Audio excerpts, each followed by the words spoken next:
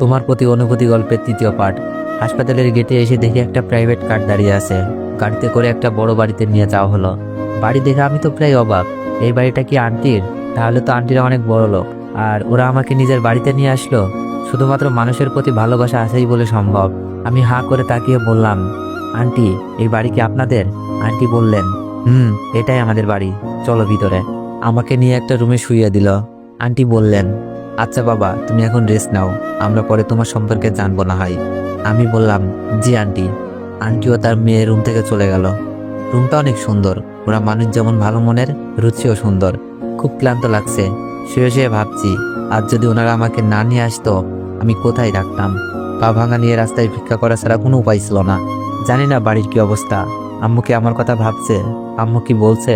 ছেলেটার এমন ভুলে শাস্তিটা একটু বেশি হয়ে গেল। আমি তো আম্মুর চোখের মনি ছিলাম, নাকি তার জন্যই আম্মু সে কষ্ট সহ্য করতে পারেনি? আম্মুর মনে আমার জন্য ঘৃণা জন্মে গেছে। আম্মু যদি জানতে পারতো তার ছেলে পা ভেঙে ফেলেছে, আম্মু কি এখনো রাগ করে থাকতো, নাকি ছুটে আসতো? আম্মুকে দেখতে খুব মন চাচ্ছে, কিভাবে দেখবো? মোবাইলটা যে ভেঙে গেছে। আম্মু, আমি তোমাকে অনেক ভালোবাসি, ক্ষমা করে দিও। বলতে পারি নাই সত্য কথাটা, আর মনে হয় চাইলেও বলতে পারবো না। মোবাইলটার সাথে হয়তো ভিডিওটাও হারিয়ে ফেলেছি। খুব জানতে ইচ্ছা করছে, আব্বুকে আমার কথা ভাবছে, নাকি আমাকে তার মনে কবর দিয়ে ফেলেছে। আর সুমি আপু হয়তো বলছে বিশ্বাসটা ভেঙে দিয়েছে। আর মিথিলা তো বললই দুলাভাইকে বিয়ে করে ফেলবে। তবে দুলাভাইকে এই ভুলটা আবার করবে? আমিও তো ভিডিওটা দেখিয়েছি, হয়তো ভিডিওটা দেখে থমকে গেছে এতক্ষণে। মিথিলাকে জানিয়েও দিয়েছে। ভাবি হয়তো এখনো নীরবে কাঁদছে, বলছে বিনা দোষে আজ আমি ঘর ছাড়া। আমার খবর নেওয়ার জন্য হয়তো মোবাইলে ফোন দিচ্ছে, কিন্তু ফোন বন্ধ পেয়ে হয়তো ভাবছে ছেলেটার কিছু হয়ে গেল নাকি। ভাবতে ভাবতে কখন যে ঘুমিয়ে যাই। হঠাৎই একটা মেয়ে কণ্ঠে কে যেন ডাকতে লাগলো, এই যে, এই যে উঠুন।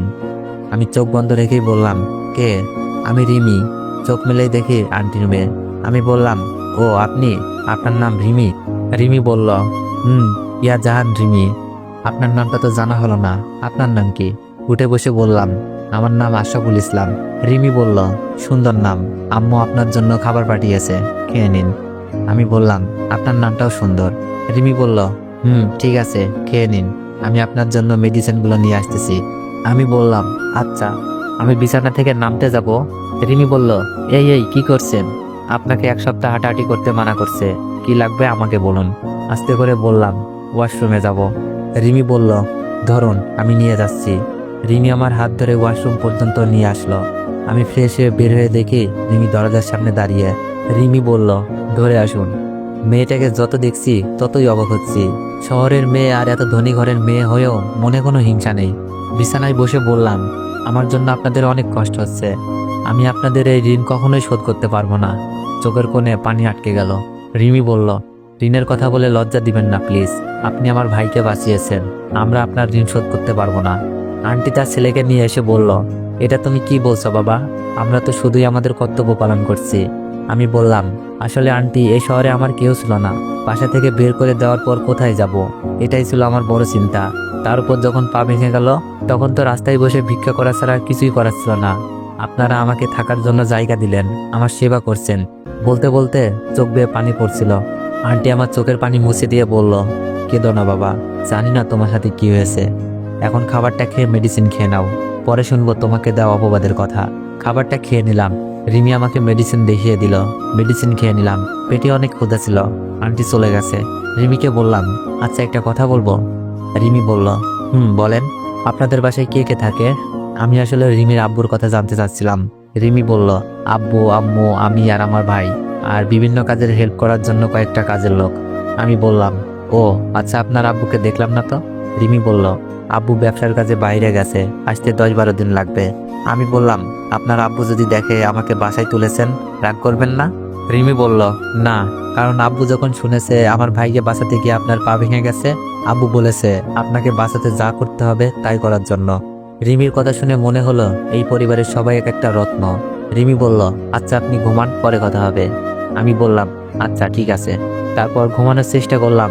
রাত প্রায় 11টা বেজে গেছে, কিন্তু চোখে ঘুম আসছে না। শুধু সকালে ঘটে যাওয়া ঘটনার কথা মনে পড়ছে।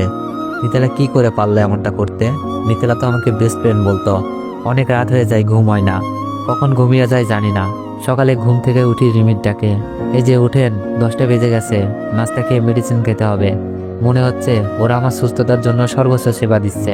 আমি বললাম, ও কেমন আছেন? রিমি বলল, আলহামদুলিল্লাহ। আপনার পায়ের ব্যথা কমছে? আমি বললাম, মনে হয় কমেছে। রিমি বলল, আসুন ওয়াশরুমে এগিয়ে দিয়ে আসি। আমি বললাম, ধন্যবাদ। আমাকে ধরে ওয়াশরুমে নিয়ে যাই। ফ্রেশ হওয়ার পর নিয়ে আসে। নাস্তা খেয়ে মেডিসিন খেয়ে নিই। রিমি বলল, আচ্ছা আপনার সাথে কি হয়েছিল? আমি বললাম, শুনতে চান? নিজেকে হয়তো কন্ট্রোল করতে পারবেন না, তাহলে শুনুন। আজ সকালে কলেজে যাওয়ার জন্য আমার চাচাতো বোন মিথিলাকে ডাকতে যাই, কিন্তু মিথিলার রুমে গিয়ে দেখি মিথিলা তার দুলাভাইয়ের সাথে অবৈধ মেলামেশা করছে। আমি বাকরুদ্ধ হয়ে যাই। মোবাইলে ভিডিও করতে থাকি তাদের আড়ালে। আমাকে দেখে ওরা থমকে যায়। তো আগের ঘটনাটুকু সব বললাম রিমিকে। রিমি আমার মিথ্যা অপবাদ শুনে চোখে পানি ফেলছে। রিমি কান্না করছে আর বলছে, আপনি প্রমাণ থাকা সত্ত্বেও কাউকে কিছু বলেননি? শুধু আপনার আপু সংসার আর যে আপনাকে দর্শক বানালো তার সম্মানের জন্য নিজেই সম্মান হারিয়ে আসলেন? আমি বললাম, আমার সম্মান হয়তো তাদের কাছে কমে গেছে, কিন্তু নিজের ভেতর নিজেকে নিয়ে গর্ব হচ্ছে। অন্যের জন্য নিজেকে বিলিয়ে দিলাম, হয়তো কোনো একদিন ওরা বুঝতে পারবে। রিমি বলল, আল্লাহ তাদের সইও বুঝদান করুক। আমি বললাম, আমি এটাই চাই। আমি হয়তো যে কোনোভাবে চলে যেতে পারতাম, কিন্তু ওরা হারাতো ওদের অর্জন করা সম্মানগুলো। রিমি বলল, আপনার ভাবি তো অনেক ভালো মানুষ, আপনার উপর বিশ্বাস ছিল, তাই তো আপনার কাছে জিজ্ঞেস করেছে। আমি বললাম, ভাবি আমাকে নিজের ভাইয়ের মতো ভালোবাসে। ভাবিকে ভিডিও দেখে প্রমাণ করেছি আমি নির্দোষ। ভাবি সবাইকে বলতে বলেছে, কিন্তু আমার বলার হলে আমি তো বলতাম। রিমি বলল, তাই তো। আমি রিমিকে বললাম, আপনার মোবাইলটা দেওয়া যাবে? ভাবির সাথে একটু কথা বলবো, হয়তো আমাকে ফোনে না পেয়ে চিন্তা করছে। রিমি বলল, এই যে নিন। আমি ভাবির নাম্বারে ফোন দিলাম, কিন্তু রিসিভ করছে ভাইয়া। তো এভরিওয়ান, নেক্সট বার চাইলে একটু বেশি বেশি কমেন্ট করুন আর একটু বেশি বেশি কপি লিঙ্ক করে দেন। তোমরা তো কপি লিঙ্ক না চাইলে জীবনও কপি লিঙ্ক করবা না, তাই আমি চেয়ে নিতেছি। আর হ্যাঁ, গল্পটা কার কাছে কেমন লাগতেছে সবাই একটু কমেন্টে জানাবেন। ধন্যবাদ।